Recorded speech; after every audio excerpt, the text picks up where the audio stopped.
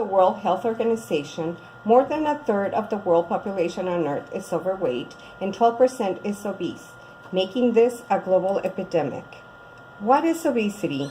The same organization defines obesity as an excessive accumulation of fat that presents a health risk.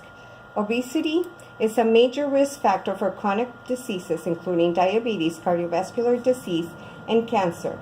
Once considered a problem only in high-income countries, overweight and obesity are now dramatically on the rise in the middle-income countries like Mexico. The Daily News reported that 33% of Mexicans are now obese and 70% overweight, making us the #1 obese country in the world. The ones affected the most are the poor and the young. In recent years, cardiovascular illnesses have increased, and plus-size clothing are filling up the racks in stores, and Mexicans keep eating. According to Dr. Abelardo Avila with the Mexican Institute of National Nutrition, the same people who are malnourished are the ones who are becoming obese. In the poorer classes, we have obese parents and malnourished children, he says. But the worst part is that the children are being programmed for obesity. It's a very serious situation, he added. What are the leading causes of obesity?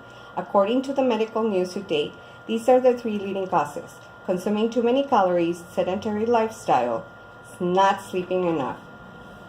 Lifestyle magazine relates the Mexican obesity epidemic to the increase in urban living and the influx of U.S. lifestyle like snacks marketing, and to the more sedentary lifestyle that involves watching TV, playing video games, or spending too much time on the computer.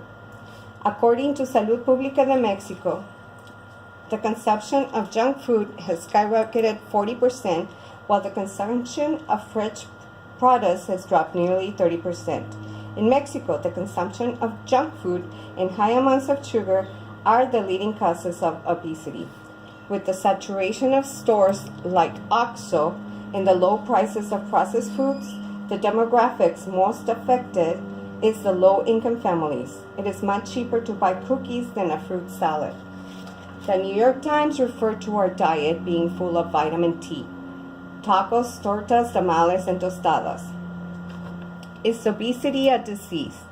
Whether or not obesity should be considered a disease or an abnormal state, it is a matter of debate. In 2013, the American Medical Association voted to recognize obesity as a disease. The World Health Organization and the Center for Disease Control both agree that obesity is treatable and preventable. What is Mexico doing? Congress has passed legislation on 2010 aimed to decrease the amount of junk food sold in the Mexican schools. It mandates the schools to provide students with an opportunity to get 30 minutes of exercise per day. Instituto Mexicano de Seguro Social has several prevention programs, and DIF has a nutritionist available for anyone who is interested in losing weight, as well as exercise programs in public parks at a very low cost.